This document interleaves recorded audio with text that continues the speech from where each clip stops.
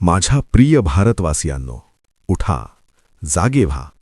आज मी तुम्हाला अशा एका सत्याची जाणीव करून देण्यासाठी आलो आहे जे समजल्याशिवाय मानवी प्रगती अशक्य आहे. ते सत्य म्हणजे भीती हाच मृत्यू आहे. तुम्ही विचार करा, आज आपल्या समाजाची, आपल्या राष्ट्राची ही दयनीय अवस्था का झाली आहे? आपण का गुलाम बनलो? कारण आपल्या मनात भीतीचे विष भिनले आहे. जेव्हा एखादा माणूस घाबरतो तेव्हा तो स्वतःच्या बुद्धीचा वापर करणे थांबवतो. भीती म्हणजे अंधार, आणि अंधारात माणसाला दोरीचाही साप भासतो. तुम्ही जोपर्यंत घाबरता तोपर्यंत हे जग तुम्हाला घाबरवत राहील. संकटे तुमच्या मागे लागतील. वेदांत सांगतो की या जगात पाप नावाचा कोणताही पदार्थ नाही. जर काही पाप असेल तर ती दुर्बलता आहे, आणि ही दुर्बलता भीतीतून जन्माला येते. तुम्ही स्वतःला पापी म्हणता, स्वतःला क्षुद्र समजता, हेच सर्वात मोठे पातक आहे. तुम्ही तर त्या ईश्वराचे अंश आहात. सूर्याच्या किरणाला कधी अंधाराची भीती वाटते का? मग तुम्हाला का वाटावी? जोपर्यंत तुमच्या मनात भीतीचा एकही कण जिवंत आहे तोपर्यंत तुम्ही मुक्त होऊ शकत नाही. मग तो मृत्यूचा धाक असो, समाजाची टीका असो किंवा भविष्याची चिंता. निर्भय व्हा, कारण निर्भयता हेच जीवनाचे लक्षण आहे. जो घाबरला तो जगूनही मेल्यासारखाच आहे.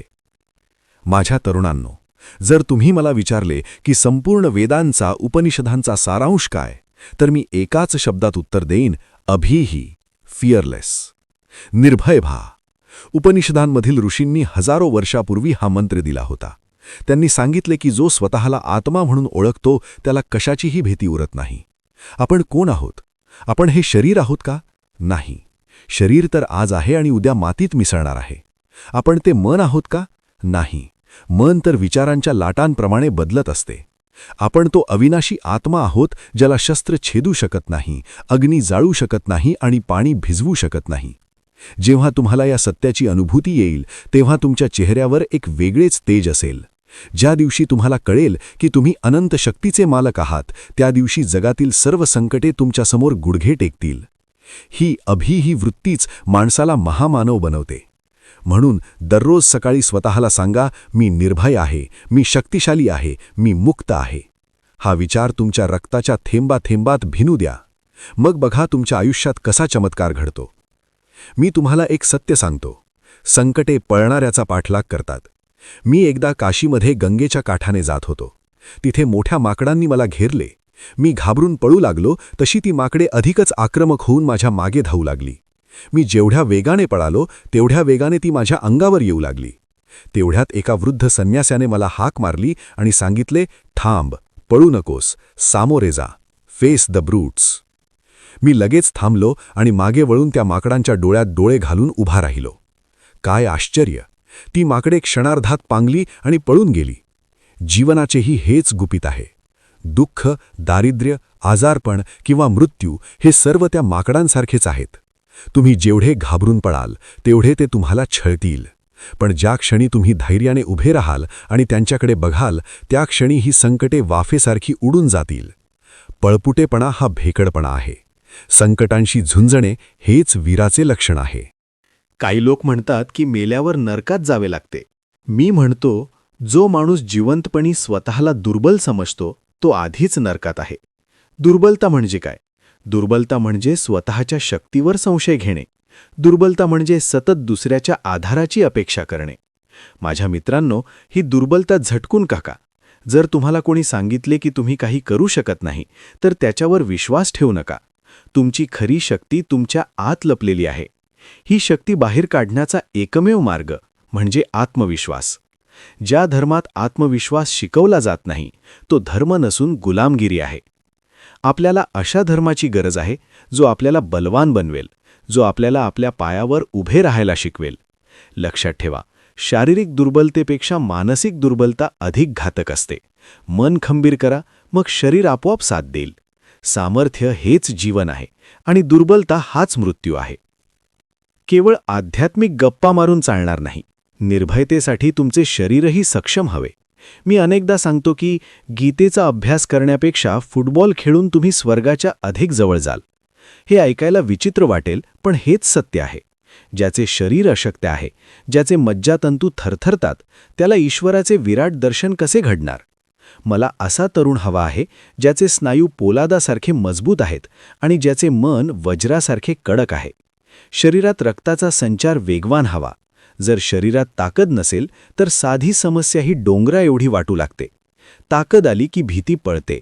उपनिषदे वाचतानाही तुमची छाती भरून आली पाहिजे, डोळ्यात चमक आली पाहिजे.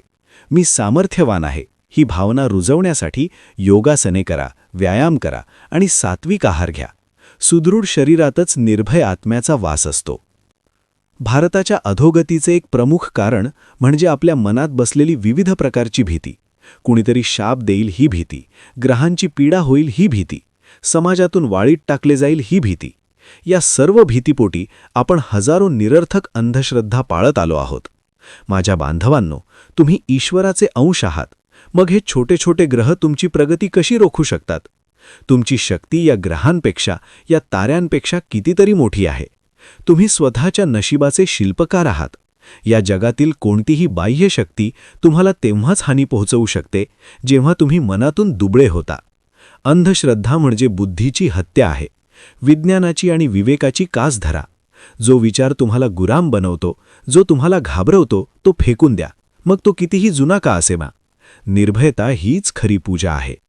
माणूस का घाबरतो? कारण त्याला काहीतरी गमावण्याची भीती असते. कुणाला खुर्ची जाण्याची भीती, कुणाला संपत्तीची, तर कुणाला प्राणांची.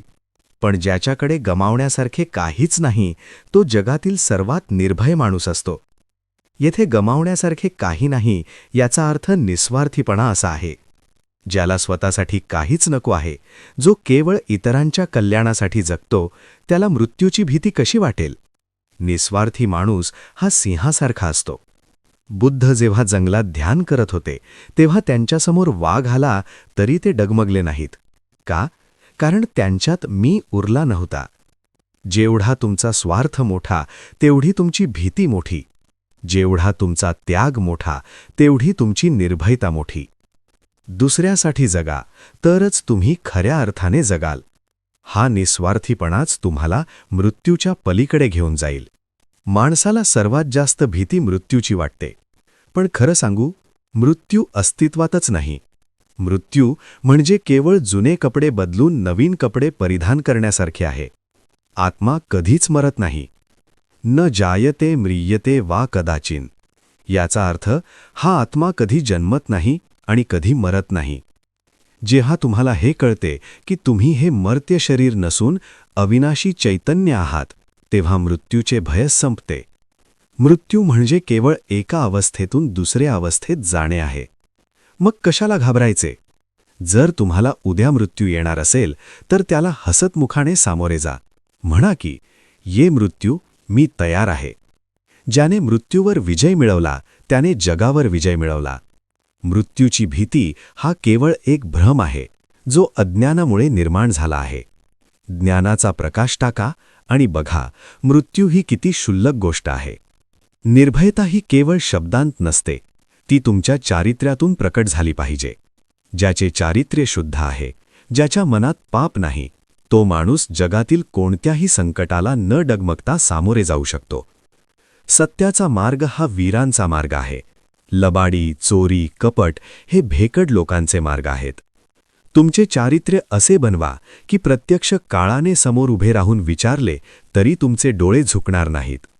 जगातील सर्व संपत्ती एका बाजूला आणि तुमचे चारित्र्य एका बाजूला. नेहमी चारित्र्यालाच निवडा. चारित्र्यवान मनुष्य हाच खऱ्या अर्थाने स्वतंत्र असतो आणि जो स्वतंत्र आहे त्यालाच निर्भयतेचा अनुभव येतो. तुमच्या शब्दांत आणि कृतीत एक वाक्यता असू द्या. जे सत्य आहे ते बोला आणि जे सत्य आहे तेच करा. ही सत्याची निष्ठाच तुमची सर्वात मोठी शक्ती बनेल. माझ्या प्रिय देशवासियांनो, आता उठा. खूप झोपलात ते पुरे झाले. भारताच्या पुनरुत्थानाची वेळ आली आहे. पण हा नवा भारत जुन्या भीतीतून निर्माण होणार नाही. हा भारत अशा तरुणांच्या खांद्यावर उभा राहील जे निर्भय आहेत, जे पराक्रमी आहेत आणि ज्यांच्या हृदयात गरिबांविषयी कळवळा आहे. तुमच्यातील सुप्त शक्तीला जागे करा. स्वतःला सांगा, मी भारतीय आहे आणि प्रत्येक भारतीय माझा भाऊ आहे. भीती सोडा आणि राष्ट्राच्या उभारणीसाठी एकत्र या. जगाला भारताकडून शांती आणि ज्ञानाची अपेक्षा आहे, पण ते ज्ञान देण्यापूर्वी आपल्याला बलवान बनावे लागेल. दुर्बल राष्ट्राचे ऐकून घ्यायला जग तयार नसते. म्हणून निर्भय बना, शक्तिशाली बना आणि हीच प्रेरणा घराघरात पोहोचवा. हाच माझा तुम्हाला संदेश आहे.